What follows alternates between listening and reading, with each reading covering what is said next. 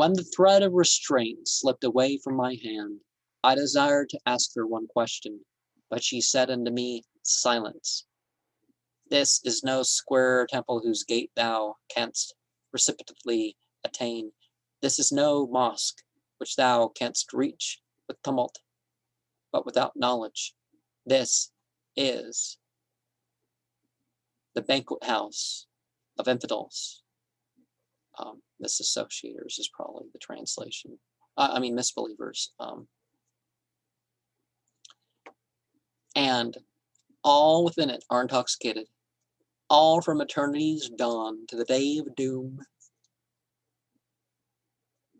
In astonishment lost, depart them from the cloister, and towards the tavern bend thy steps. Cast away the cloak of the Darwish, and don thou the libertine's robe. I obeyed, and if thou desire with Ismat the same hue and colors to acquire, imitate him, and both this and the next world sell for one drop of pure wine. The tenets of the Sufi belief, as may be judged from what has already been stated, are involved in mystery. They begin by instilling doctrines of virtue and piety, and by teaching forbearance, abstemiousness, and universal benevolence. This much they profess, but they have secrets and mysteries for every step and degree which are never disclosed to the uninitiated and profane. But I shall now proceed to quote a few passages from the writings of celebrated Sufis, which may tend to throw some additional light upon this dark and mysterious creed. The Persian poet Sheikh Sa'adi, in his Bostan, or Flower Garden, the subject of which is devoted to divine love, thus describes it: the love of a being constituted like thyself of water and clay destroys thy patience and thy peace of mind. It excites thee in thy waking hours with minute beauties, and occupies thee in thy sleep with vain imaginations. With such real affection dost thou lay thine head at her feet, and the universe in comparison with her vanishes into nothing before thee. And since her eye is not allured by thy gold and dust alike appear equal in thine. Not a breath dost thou utter unto anyone else, for with her thou hast no room for any other. Thou declarest that her abode is thine eye, or when thou closest it in thy heart, thou hast no power to be at rest for a moment. If she demands thy soul, it runs instantly to thy lip, and if she waves a sword over thee, thy head falls immediately under it.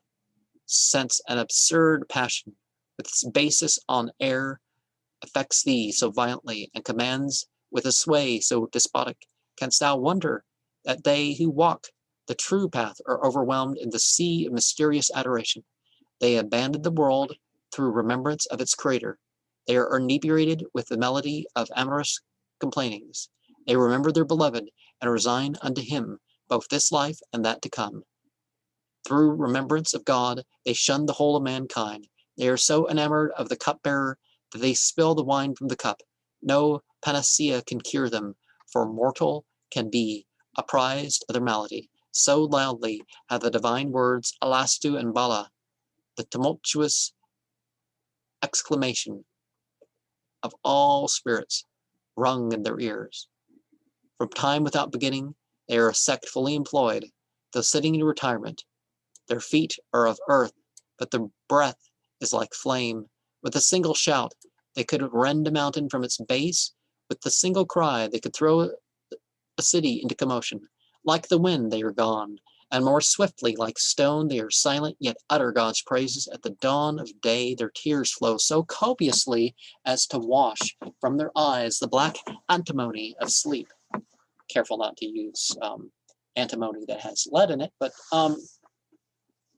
though the fleet steed of their conception ran so swiftly all night, yet the morning finds them left in disorder behind. Day and night they are plunged into an ocean of ardent desire until they are, through astonishment, unable to distinguish the night from the day. With the peerless beauty of him who adorned the human form, so enraptured are they that with the beauty of the figure itself they have no concern, and whenever they behold a beauteous form, they see in it the mystery of the Almighty's work. The wise take not the husk in exchange for the kernel, and he who makes that choice has no understanding. He alone has drunk the pure wine of unity, who has forgotten by remembering God all things besides in both worlds. The Jami, the author of the celebrated poem of Layla and Majnun, defines the principles of his mystic philosophy in the following words. Some wise and holy men are of opinion that when the Supreme Being sheds the refulgence of his Holy Spirit upon any of his creatures, that creature's essence, attributes, and actions become so completely absorbed in the essence, the attributes, and the actions of the Creator that he finds himself in the position of a regulator or director with reference to the restoration, the several existences of which become, as it were, his limbs. Nothing happens to any of them that he does not feel it has happened to himself, in consequence of his individual and utter annihilation, the result of his essential union with the deity. He sees his own essence to be the essence of the one and only, his own attributes to be his attributes, and his own actions to be his actions. And beyond this, there is no stage in progression to complete union with God attainable by man. When the spiritual vision of any man is engrossed by that contemplating the beauty of the divine essence, by the overpowering influence of the eternal Spirit, the light of his understanding, which is that quality by which we are enabled to distinguish between things, becomes wholly extinguished, and as error passeth away on the appearance of truth, so is the power of discriminating between the perishable and the imperishable at once removed. Few Orthodox Muslimin give a literal construction to the Prophet's words on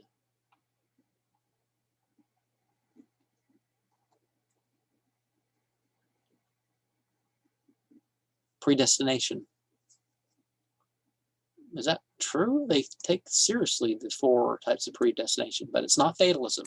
So, although Al-Quran inculcates such, for they deem it impious to do so, as thereby God would be made the author and cause of man's sin.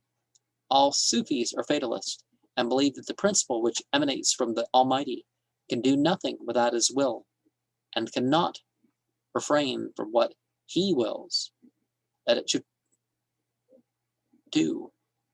Some Sufis deny that evil exists at all because everything proceeds from God and must therefore necessarily be good. And they exclaim with the poet, "The writer of our destiny is a fair and truthful writer, and never did he write that which was evil." Others again admit that in this world the principle of evil doth exist, but that man is not free agent, and quote the following couplet from the Persian poet ŞÖ: "My destiny hath been allotted to the tavern by the Almighty. Tell me, O teacher, where lieth my crime?" And, well, your destiny, how much your wealth, where you're going to go, how good or bad you're going to be in particular, and your lifespan. That's all predestined, but not in a way that precludes one's choices. Oh, you go there versus there because you're predestined. No, you're predestined to make the choice, but you were responsible of your destiny as such. There is a ancient Sumerian word that relates to that, one versus the other. I think there's a participle that you have connected to that. Such is the remarkable doctrine of the Sufis, and still more so their language and allegories, which have been too much accustomed in Europe to consider as the wanton and reckless effusions of Eastern revelers, all devoted to the pleasure of the hour, effusions bright indeed with all the gorgeous hues of Eastern coloring, like unto the skies over their heads, are the gardens around them, but yet transient as the summer's roses, or the nightingale's notes, which welcome them. This may be correct as to the outward form of Eastern poetry in general, but most Asiatic poets are Sufis, and if we would attempt to read their poems, we should also desire to understand them, since beneath all this gorgeous and mysterious imagery there lies a latent signification of far different and more lasting interest, where the ardent longings and fervid transports of the soul find utterance, which we may look for in vain in the venerated literature of pagan Greece and Rome, and again, pagan, heathen, Gentile, infidel aren't really the words that Muslim would use. I mean, in terms of that would be translated, because either we're talking about material culture or something that's not quite the same as just being a different religion, right? Their great Malawi assures us that they must profess either eager desire, but with no carnal affection, and circulate the cup, but no material goblet, since in their sect all things are spiritual, all is mystery within mystery, all in all on earth is shadow, all beyond in substance, the reverse is folly's creed. Sahal ibn Abdallah of Shustar, a celebrated Sufi teacher, states that the soul's secret was first revealed when Fir'aun declared himself a god, and another, Sheikh Muhyiddin, writes that the mighty host of the Egyptian monarch was not overwhelmed in the sea of error, but of knowledge. In another place, that the Christians are not infidels because they consider Jesus Christ a god, but because they deem him alone a god. While there's different ways that Christian belief is described, another author, Aga Muhammad Ali of Kermanshah, who, however, is an open enemy of the Sufis, says that they ignore the doctrine of reward and punishment, which is as incompatible with their ideas of the soul's reabsorption into the divine essence as with their literal belief of predestination. Some of their most celebrated teachers, however, deny the truth of this statement and maintain that sinners will be punished in a future state, and that the good will enjoy a much higher and purer bliss than the sensual paradise of Muhammad holds out, thus revolting at a literal translation on that subject. The Persian author of high reputation for his piety and judgment has given a good account of the Sufis and their doctrines. He concedes with several other Muslim writers that some of the principal Muslim saints were of the Sufi belief, but he applies this name to them apparently only as religious enthusiasts and no more. Yeah, a lot of the sectarian labels that people are using are not, you know, the intention and actuality of what they did themselves.